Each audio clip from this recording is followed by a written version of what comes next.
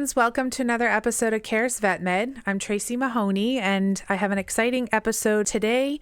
I actually have a guest on for the first time. His name is Andy Samoiloff. He is also my father. We're going to go a little off script and talk about a topic that is not really related to anesthesia or veterinary medicine, however, is an important life lesson. I'm very grateful that my father taught me this topic when we were younger, and that is 401k and the importance of retirement and sort of setting ourselves up so that we have some income that will supplement, whether or not we'll have Social Security as we retire. So that's sort of the goal of the episode today. And so without further ado, I will introduce my father, Andy, if you wanted to say a little bit about yourself, and we'll get started. Thank you, Tracy. This is a topic that has been of a lot of interest to me, mostly my entire life. I think I first learned about investing and putting your money to work and being rewarded for doing that. I was about 7 years old, and I had $7 or $8, and I heard that if you put the money in the bank, they would pay you interest. So they not only would they hold it and save it for you and keep it safe, but they would also pay you a reward for giving them the money and holding it. And from that point on, I've always thought about, how do I put my money to work? We all work hard to earn money, and we all want to have fun with it, and we all want to do things with it, but it's important that you put a certain amount of it away and save for a rainy day or a vacation or retirement or school or whatever you want to do with it, and put it in a place the rewards match or exceed whatever the risks might be. Obviously, putting money in a bank and earning, back when I was 7 or 8 years old, earning 2 or 3 or 4% interest was a very low risk, fairly low reward. As I got older, I went to business school, and I learned about accounting and finance and business, and I graduated, got my first paycheck, and went down and opened up a brokerage account and started investing in the stock market. That has a much higher risk reward ratio than putting money in the bank, but that's where I started getting my feet wet and learning about it. And I actually started buying options, which are a very, very high risk, high reward asset. And it didn't turn out too well, but I learned a few things from it too. Mm-hmm. One thing we didn't have, though, when I was 21, 22 years old and starting working, was retirement plans. At that time, all businesses had pension plans, some good, some bad, some not at all. And I think IRAs started sometime around late 70s or early 80s. And I started saving up. When I got married in 83, I started an IRA and did that for 4 or 5 years. And then I got with a company that had a pension plan initially, and then in 1990, they had a 401k. But I was always interested in the way money can grow in the stock market. The wealthiest people in our world are owners, business owners. They take the biggest risk, and the ones that are successful in work reap the biggest rewards. The stock market is a way of taking a slightly lower risk of starting your own business, but you're able to invest in one or many businesses through various ways of investing. And over any 15 or 20-year period, it always goes up. There are no guarantees in this. Of course, there's always risk with it. But I've lived it my life, and I've seen what happens with it. I've seen what happened with my parents. My father died 23 years ago. I helped my mother for 20 years, last 20 years of her life. And I saw what they had done and what the benefits were of the investing that they had done, and how it helped her live her last 20 years of her life by paying her money every month that she needed to live on. Hmm. And by the time she died, had just about the same amount of money she had when my father died. So by investing it properly and having it managed by professionals, he was able to vacation and travel and buy houses and help grandchildren and help children and do all the things that people want to do in their 60s, 70s, and 80s uh, by reaping the rewards of being invested in the stock market. When you said for your mom, my grandmother, my grandfather passed away, the amount of money that was in her retirement over those 20 years, 21 years, she took money every month from that account, but when she passed away, the value of that account was the same as was what it was when she started using it 20 years ago. It was just basically the same. It was probably 85 or 90% of what it started at, but Wow. and it's That's, bouncing on up and down over the years. But that yeah. just shows you the importance of having a nest egg or a retirement large enough to support you. Now, of course, it depends how much you make in your lifetime. It depends what your lifestyle is like. A lot of people spend more than they can afford, Hmm. and are living paycheck to paycheck and having credit card debt. And that's a very, very difficult way to live your life.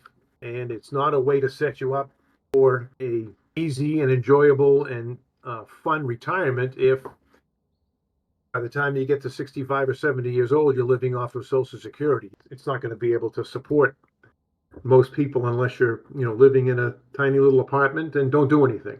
Hmm. What would you describe what a pension is versus a 401k versus an IRA? Okay, a pension is a defined benefit to an employee, meaning that the company is responsible for investing the money. Okay. And when a person retires, if they've been there, let's say they've been at a company for 35 years, there's a formula that tells them that they're going to get, 35 or 45 or 65% of whatever their last 2 or 3 years worth of salary were. Um, and companies did that, for a long time, for 100 years or whatever. There are still some companies that do it. I believe that some of the unions still have pensions. But by far the majority of companies have 401k plans, um, which are not defined benefit plans. Those are called defined contribution plans. And a defined contribution plan takes the onus and the responsibility away from the company having to pay people's retirement money, whether the stock market goes up or down, because their benefit is defined by as to how much they're going to get. A defined contribution plan is the onus and the responsibility for investing on the employee, and the company will pay 2 or 3 or 4 or 5%, depending on what the company is, of your salary into a retirement plan, a 401k. And in addition to them putting in money, the employee puts in money also. And generally, the way the company does it is by matching it. Yeah. So if a company would pay 50% of your first 6% that you put in. So if you put in 6% of your salary, the company will match it with 3 more%.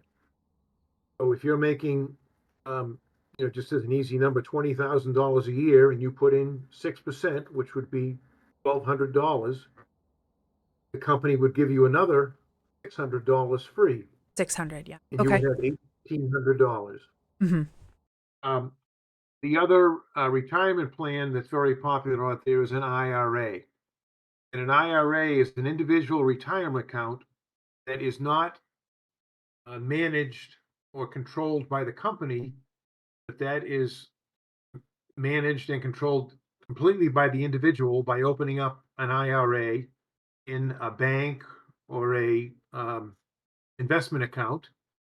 And the person that saves in an IRA, they're saving tax-free money for retirement, but the choices of their investments are almost unlimited. Whereas in a 401k at a company, you have to choose the offerings that they have for you. The company or your employer is not involved in your personal IRA at all. The IRAs and 401ks can be combined, and at some point when you retire, you probably open up what's called a rollover IRA, and you can deposit your 401k money and your individual IRA money into those accounts. And once you're away from the company and not in their managed 401k plan, you are managing it or having help with a professional managing your IRA by yourself or with their help, which you should have. The key to all of this is starting at a young age, because the value of investing and the value of equities grow exponentially over time through compound interest. On average, the stock market returns somewhere between 7, 8, 9, 10% a year. Okay. Not every year, and some years are a lot better than others, but over a 15 or 20 year period, the average is almost always 7, 8, 9, 10%. Over any 5-year period, it could be negative, it could be 100%, but the longer the term, the more accurate you are with that 7, 8, 9% annualized return. Yeah, that makes sense. I have to say that, you walked me through a lot of this when I was in my early 20s and starting out, in my career. And you shared with me a story that really stuck with me. And it was about two brothers. Do you mind just sharing that story? Yeah, so there's two brothers, twin brothers, and to show the power of investing and over time, the first brother at the age of 20 saves up $2,000 a year for 10 years. The second brother couldn't afford it, but by the time he got to age 30, he realized that he could start investing, and so he started putting in $2,000 a year. The first brother at the age of 30 stopped the investments and just let it grow by itself. Second brother, who did it from the age of 30 till the age of 70, never caught up to the first brother It's crazy. because of the compounding of the investments from the first 10 years. Yeah. And that's the importance of the time and starting right away or as soon as you can or when you first start your career, huh? Even if it's a small amount. I mean, people get out of college nowadays and they're making 50, 60, 70,000 a year. And if you can do, $2,000 or $3,000 a year, and plus you get a match and you let it go for 40 or 50 years, in the millions. Yeah.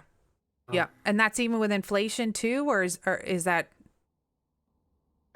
that does not include inflation, but inflation generally is 2 or 3% a year. okay? And if your money is growing at an average of 7, 8, or 9% a year, you're beating inflation, every year, all the time. Now, inflation right now in the last year or so has been a lot higher, and banks have been paying higher interest rates on cash, which is a very low risk.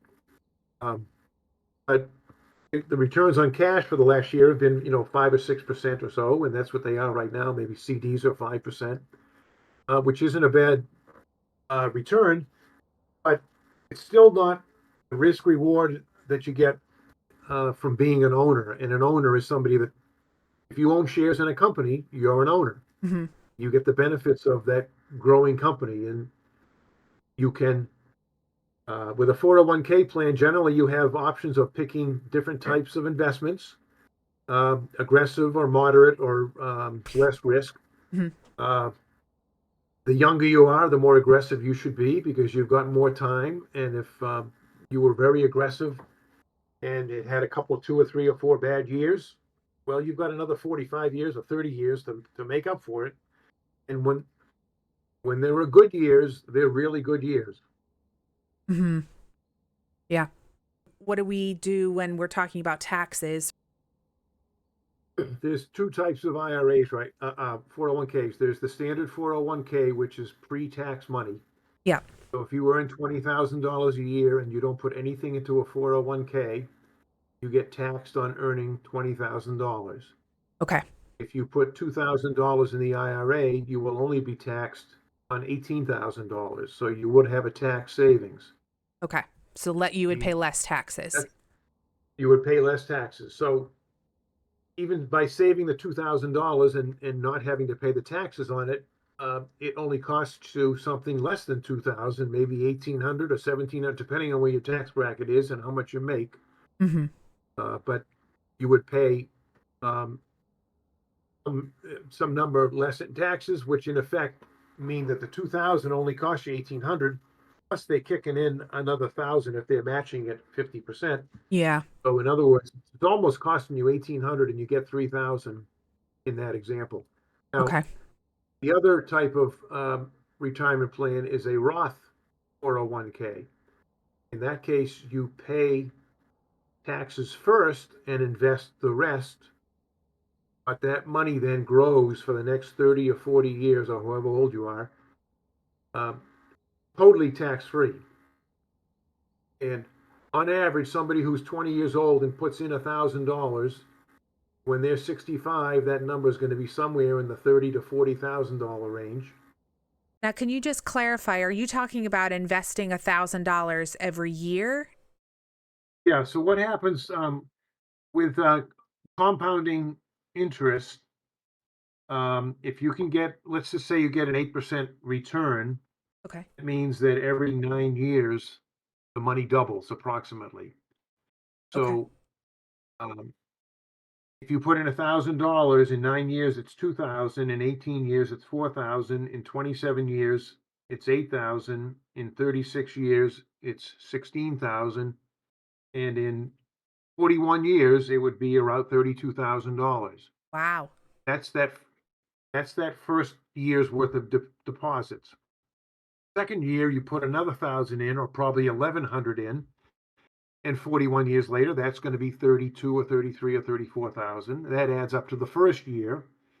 Do it again for the third year, the fourth year, and by the time you get to the 20th year, let's say, you're putting in 2,000, and in 20 years, that's going to be worth, uh, 8,000 or 16,000 or something. Anyways, that's how over 40 years doing $1,000 a year initially, and then maybe growing by 4 or 5 or 6% a year, you're a millionaire by the time 40 years later. By the time you're 60 or 65 years old. Got it. So that initial year when you're 20, you put $1,000 in.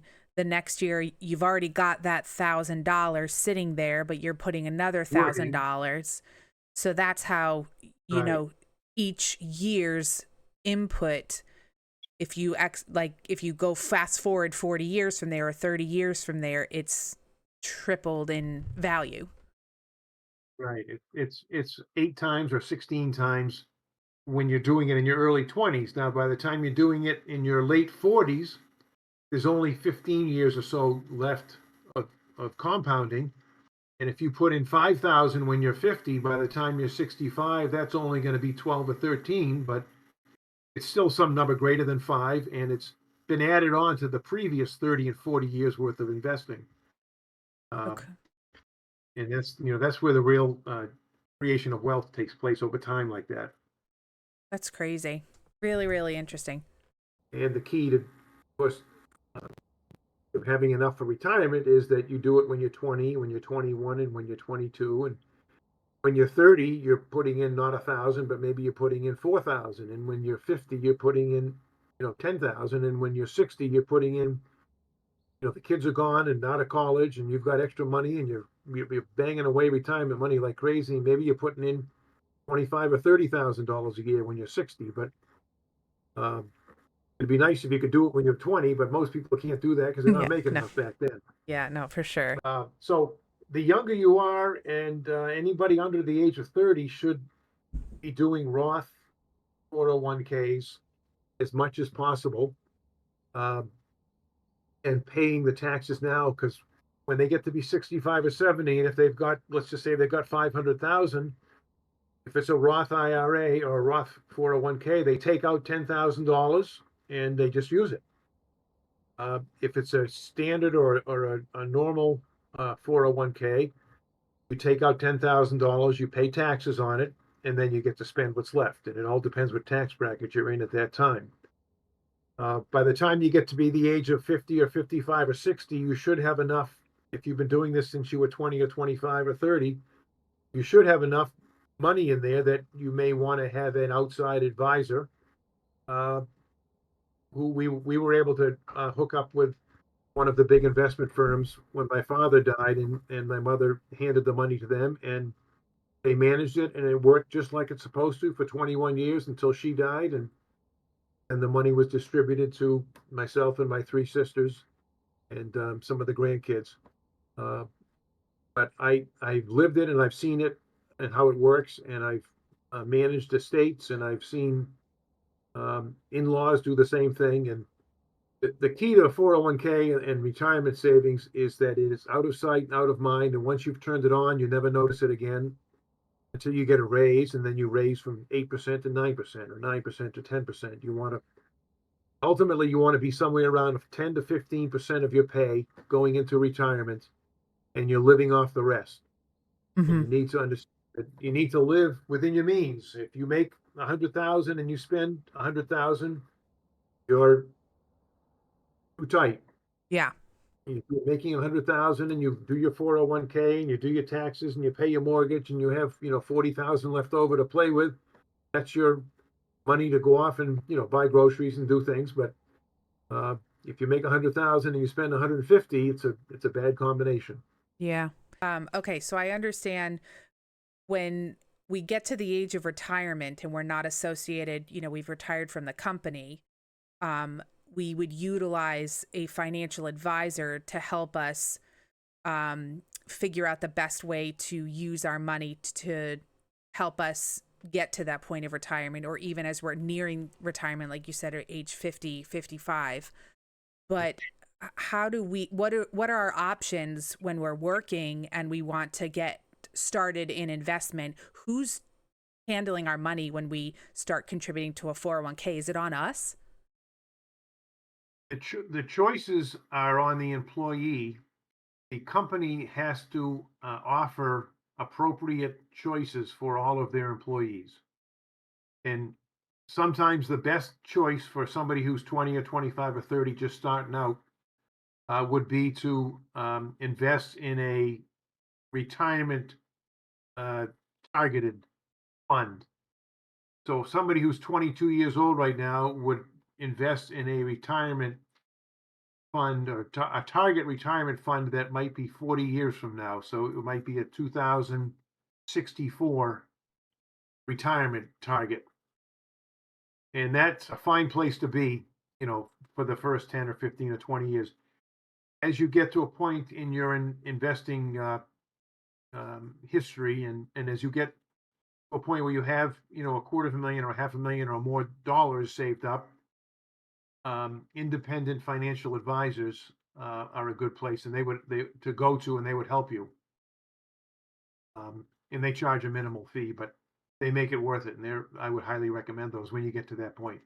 Okay. So it would be like for, us in the industry, clearly we're not experts when it comes to investing our money.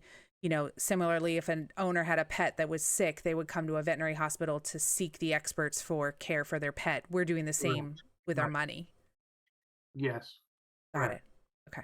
So when we're looking at, veterinary technicians within the industry and annual salaries, just starting out in our careers, we're looking at, incomes of around 34, 40, maybe $50,000 a year, which when you're looking at the cost of living, like that's a pretty tight budget to live off of. In those situations, like how would someone in that situation, would they get started in investing in a 401k? Um, I think um, the key to this is to turning it on and getting it started. And if you turned it on at 3%, if you were making $40,000 a year as starting, and you did 3%, that would be $1,200. That would be, what's that, $24 a week. would be money going into your 401k. It's actually going to become, I think sometime this year or next year, a law. Every employee that starts, that automatically happens. Now they have the right to turn it off, but rather than being forced to turn it on, they're going to be forced to turn it off. So that's a new law that's going to be coming, and everyone's going to be starting at 3%. Uh, Especially if the company is matching, which is free money, you need to do whatever the company, minimum or whatever the company's going to match that gives you the free money. There's no place that you can go that you can invest um, $1 and get $1.50 in your account other than 401k plans. A lot of people, like you say, the younger people starting off and they have, they're getting some money for the first time and they want to do things and they want to buy a car and do vacations, but it's important to get that thing started right away. Once it's started, you never notice it, except you get the statements every quarter and you can see, hey, I got, $500 when I had nothing. And 2 years later, you've got $5,000 when you had nothing. And it's all happening automatic. Yeah. And I guess too, when talking about the example you said earlier about you start, that first year, put $1,000 in. I mean, that in 30 or 40 years is $32,000. And that's just from the first 1,000. That doesn't account for the Right. 1,000 you do the next year or the 1,000 you do the year after that. So, yeah, $24 a week seems like not very much when you break it down to, every week. And, It's your Starbucks every morning. If you cut that out, you can do it. But yeah. that's hard to do So, sometimes too. sometimes that's the way to set your day up for success. But yes, I see what Right. you're saying.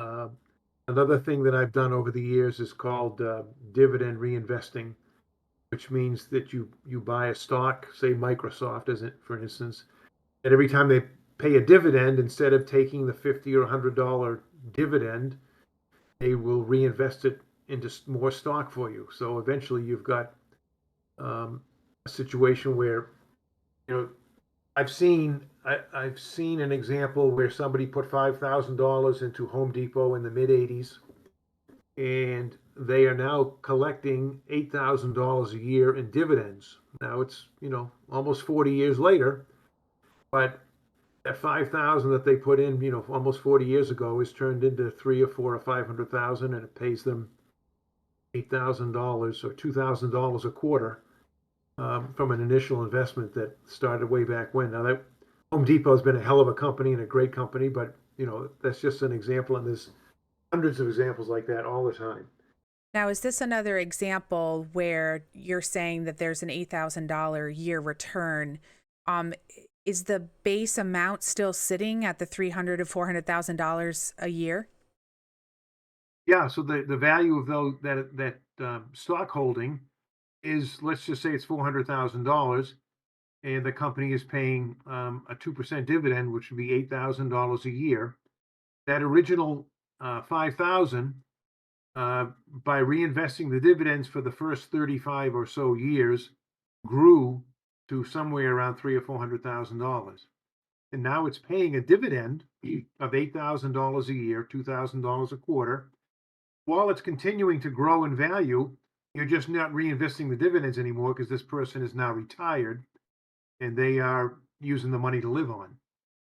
So the money, the $300,000 to $400,000 is in the stock market, is gaining interest, like we're talking about this whole episode, and the $8,000 is coming back in addition to that?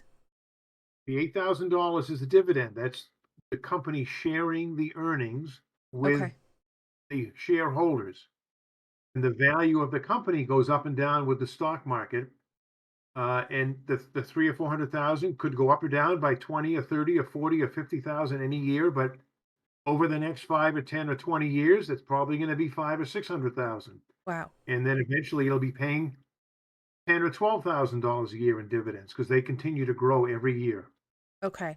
So the $400,000, that's this person that invested the 5,000. That $400,000 is their money?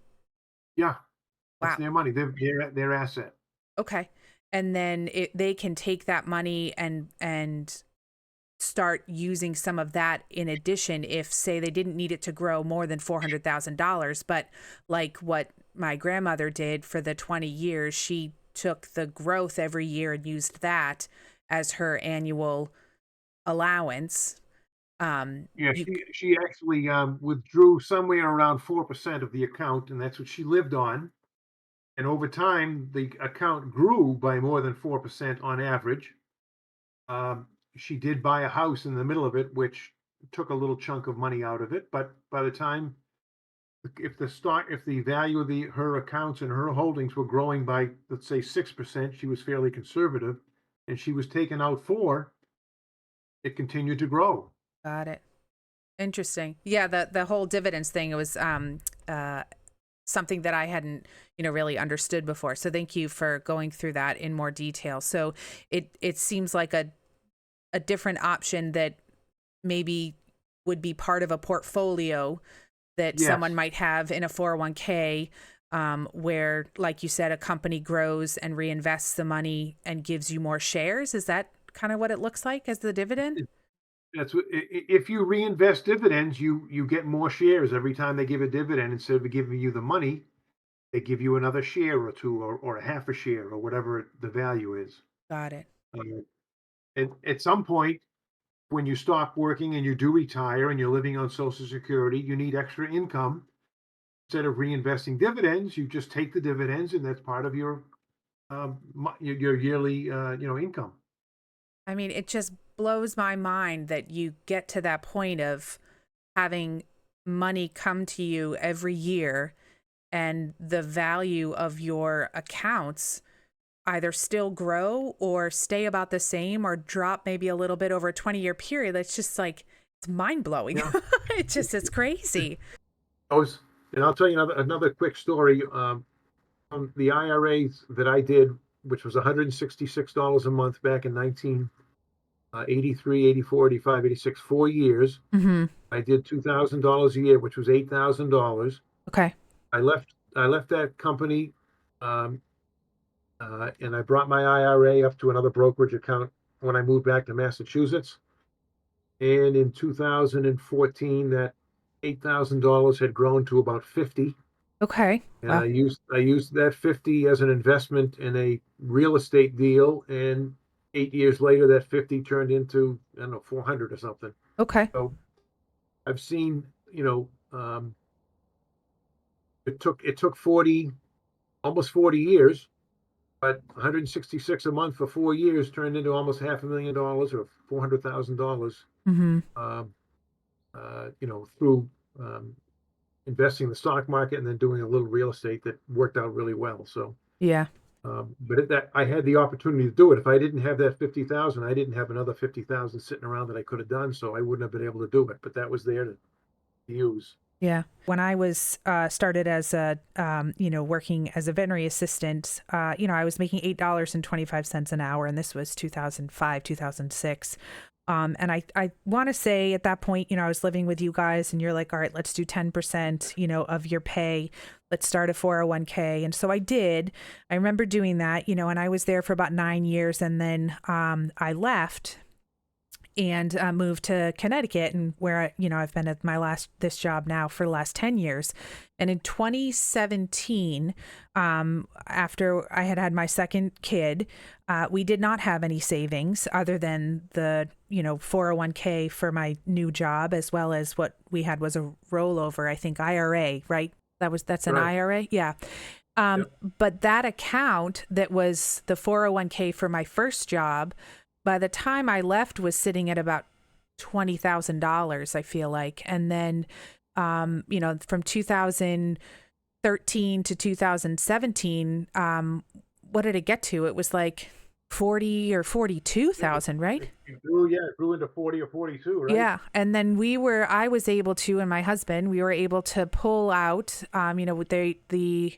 IRS lets you take a certain amount out to use towards home improvements. And so in this case, we took out a chunk of money, probably half of it, and used that to be able to put money towards buying a house. Now, if I hadn't had that money, the same situation with you and the real estate investment you did, we would still be renting. And Yeah. so that's the real crazy part about it too, because that was from, 2005, 2006 to, that was 11 years.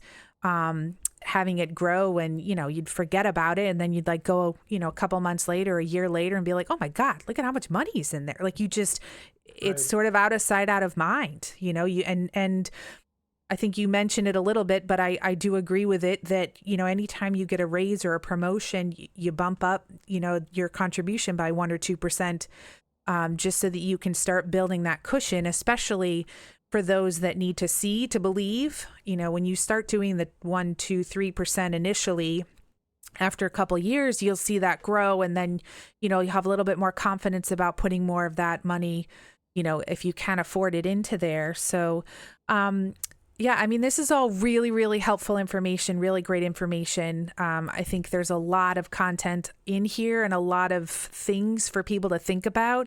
If we were to wrap this episode up, I mean, what are some of the biggest take homes that you would say that we can leave with everyone? I guess that the value of time and compounding of interest, over time is amazing. Yeah.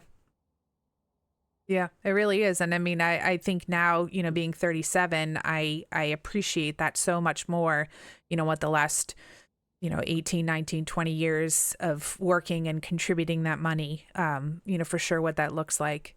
And it makes me a believer, and I certainly have this conversation with people at my work. And, it's one of those that unless you learned it in school or unless, you had a mentor, someone in your life that could share this knowledge with you, it really isn't something that everyone knows, which They is, should teach it in high school. yeah, they should. Yeah. Yeah, it's incredible. Well, thank you so much for joining me on this episode. Thank you for talking me through all of this. I think this was a lot of great information. I mean, I learned a bunch too, even going through this talk, more than I thought I would. So thank you for sharing all of that wealth and knowledge. No pun intended there. Yeah. I know it. This is good. I'm glad that I can help you out, Tracy, and I really think it's something important. Not only this episode, but all the episodes that you're doing. It's really important that people hear about this stuff. So, and this is just not much of vet tech, but more of anybody could hear this story. This is a life lesson, and this episode is all about caring for one another and how we can help each other out. And I think this is a part of it that we don't often talk about, but I think it's a vital, vital part of our daily lives for sure. And that's a wrap. Thank you for taking time out of your day to listen to this episode. I hope there was information discussed that will be helpful for you in your day-to-day. If you have any feedback or suggestions on this or future episodes, including joining me to talk about anything anesthesia or veterinary medicine related, or hey, even life lesson related, really anything that you're passionate about, I'd love to hear from you. You can email caresvetmed@gmail.com or connect with @caresvetmed on Facebook, Twitter, Instagram, TikTok, and YouTube. This podcast is available through Apple Podcast, Amazon Music, Spotify, YouTube, and on caresvetmed.com. Please leave a rating or review on this or any of the episodes to help encourage a new friend to give us a listen. It would be greatly appreciated. And lastly, I encourage us all to take a moment out of our day to take pause and remember why we chose this profession. The days may be long, the cases may be challenging, but watching a pet reunite with their family makes it all worth it. Take care, friends.